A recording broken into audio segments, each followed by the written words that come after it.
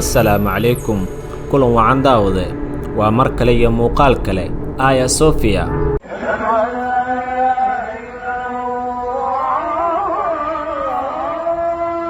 muxuu yahay hadalka dadka badani wadnaha jaray ee Erdogan uu ka dhahay masjidkaas wili muslimiinta iyo dadka diimaha kala haysta ee dalka Turkiga oo ku kala aragti duwan dib u furidda Aya Sofia yaa dhisay goobta ugu caansan dalka Turkiga ee loo yaqaan Aya Sofia muuqaalkani ayaan guud ahaan arrintaasi ku soo koobi doonaa haddii ay tahay markii ugu horeysay uu muuqaalkii ku soo gaaro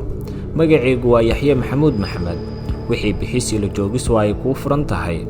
balse waxaan ka codsan lahaa inaad ila sii joogto oo aad channelka subscribe saarto markana Aya Sofia sanad guuradii koowaad ee ka soo wareegatay markii dib loo furay masjidka Hagia Sophia madaxweynaha dalka Turkiga waxa uu ka yiri masjidku waxa uu astaan u yahay soo nooleynta ilbaxnimadeena waxa uu yiri Allah ayaa mahadle oo soo gaarsiiyay maalintan qiimaha badan waxaan rajeynayaa in aadaanka cibaadada iyo quraanka aan laga goynin masjidkan ilaa la gaaro qiyaamaha Erdogan ayaa sidoo kale soo dhigay bartiisa Twitterka muuqaal salaadii jimcaha lagu tukanayay masjidka Aya Sofia markii ugu horeysay kadib 86 sanadood madxafkii caanka ee Hagia Sophia ayaa 24 bishii Julaay ee sanadkii hore mar kale loo bedelay masjid kadib go'aan uu gaaray madaxweyne Recep Tayyip Erdogan go'aanka Erdogan ayaa daba socday xukun ay maxkamadda riday oo ah inaan si sharciga baalmarsan markii horeba goobtaas loogu dhigay madxafka Hagia Sophia oo la dhisay muddo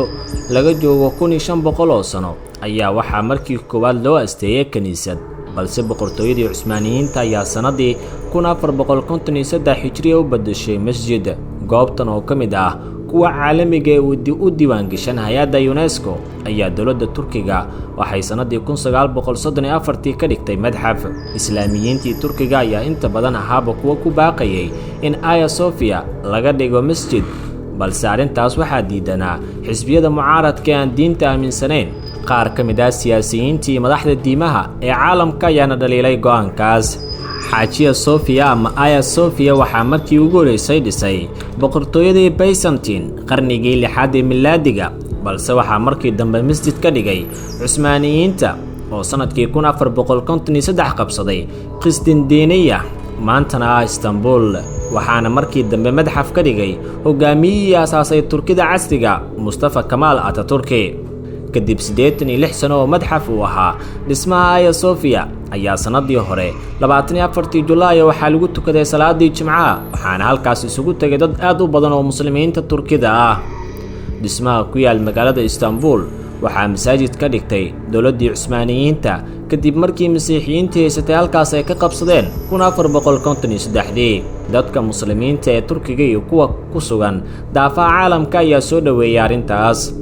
muslimiintu ay faraxsan yihiin qof kastana wuxuu doonayaa inuu ka qayb galo furitaanka waxaa sidaas xilligaas yiri barasaabka magaalada Istanbul Ali Yarlikaya warbaahinta dalalka islaamka ayaa si kala duwan u falanqeeyay go'aanka madaxweynaha Turkiga Recep Tayyip Erdogan uu ku gaaray in madxafka Aya Sofia laga dhigo masaajid faalooyin ay qorayeen xilligaas suxufiyiinta wadamada waxaa ka muuqday in aad ay u kala aragti duwan yihiin go'aanka xukuumadda Ankara qaar badan ayaa aad u amaanay go'aankaas oo ku nuuxsaday in Aya Sofia ay tahay goob leh sumad muslim halka kuwa kalena tallaabadaas ay dhaliileen oo ay ku sheegeen inay aad ugu fog tahay nidaamka cilmaaniga ee Mustafa Kemal Atatürk si uu ugu dhigay arrintaas madxaf waxaa kale oo ayaguna jira faalooyin ay qoreen suxufiyiin kale oo ay ku sheegeen cawaaqib ka dhalan kara go'aankaas gaar ahaan marka la eego xiriirka Turkiga iyo dalalka reer galbeedka Aya Sofia waxaa dhistay imbaradoriyadii Byzantine 1500 sano ka hor waagaas oo magaalada Istanbul oo dhismayaal ku yaal la oran jiray Qistindiiniya waxa uu dhismaha ahaa muddo dheer kaniisad ha yeeshee waxay imbaradoriyadii Cusmaaniyiinta gacanta ku dhigeen magaalada Qistindiiniya oo uu ku yaal ahdigii uu Maxamed al-Faatix markay taariikhdu ahayd 29 May 1453 u galay Sultan Maxamed al-Faatix ayaa markii dambe ka dhigay goobta masjid weyn oo dib ayaa loo dayactiray dhismaha waxaana lagu daray dhismo cusub oo mixraab ah xagga qibladana u jeeda laakiin quruxdiisii qaab dhismeedkiisa guud waxba lagama bedelin ee waa la sii bilay wuxuu suldaanku u xilsaaray farshaxankii ugu xirfadda badnaa waaga inay ku sharaxaan dhismaha qoraallo aayado quraan ah oo inta badan ah waxyaabaha lagu yaqaan in lagu qurxiyo masaajidda. tan iyo waaga markay Cusmaaniyiintu gacanta ku dhigeen magaalada Qusdandiiniya ama Constantinople ee magacii magaaladaas loo bedelay xilligan Istanbul oo noqotay magaalo madaxdii khilaafada. wuxuu dhismaha Hagia Sophia ahaa masaajid.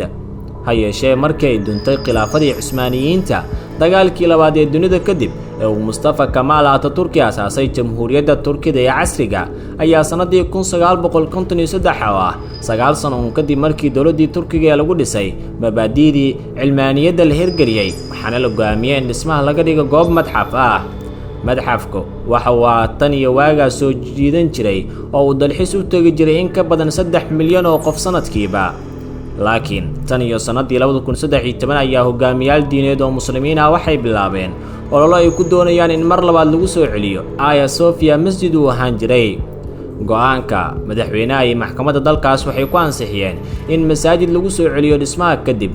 ayaa waxa uu haatan si rasmi ah u noqday masaajid. sanad guuradii labaad ayaana xilligan loo dabaaldegay markii ugu horeysay oo muddo dheer kadib laga aadaamo masaajidka ayaa dadkii hortobnaa maalintaas damaashaad iyo takbiir farxadi ka muuqatay ku soo dhaweeyeen. Hagia Sophia horaantiisii hore waxa uu ahaa meel aad u qurux badan waxaana la rumaysan yahay inuu ahaa dhismo kaniisadeed oo aad ugu weyn dunida. sanadii 1453 ayaa Cusmaaniyiintu waxay jibiyeen boqortooyadii Byzantine waxaana gacanta ay ku dhigeen cahdigii Suldaan Maxamedkii labaad. suldaanka ayaa markii la qabsaday magaaladu ku oogay salaadii Jimco oo xilligaas lagu tukaday dhismaha Hagia Sophia. isla markiiba Cusmaaniyiintu dhismaha waxay u bedeleen masaajid waxaana ay ku dareen dhismaha 4 minaaradood oo dhaadheer waana sabaradii masiixiinta ku qurxiyeen lagu bedelay sharaxaad dahab ah oo laga dhigay aayado quraan ah iyo qoraal kale oo qurux badan oo af Carabi ah. qarniyo badan oo astaan u ahaa imbaradoriyadii Islaamka ee Cusmaaniyiinta kadib Kemal Atatürk ayaa u bedelay madxaf. Hagia Sophia haatan waa goobta ugu caansan dalka Turkiga oo waxaa sanadkiiba u daawasho taga in ka badan 3.7 milyan oo qof oo dalxiisayaal ah. salaada waxaa ku tukada kumanaan imaamyada ugu waaweyn dunidana waa ay ku oogeen salaada tan iyo markii dib loo furay oo hadda sanad ay u xirantay. muuqaalkii daawadayaal waa naga intaa. haddii ilaa dhamaadka daawatay waxaan kaa codsanayaa inaad share garayso nabadgelyo garayso.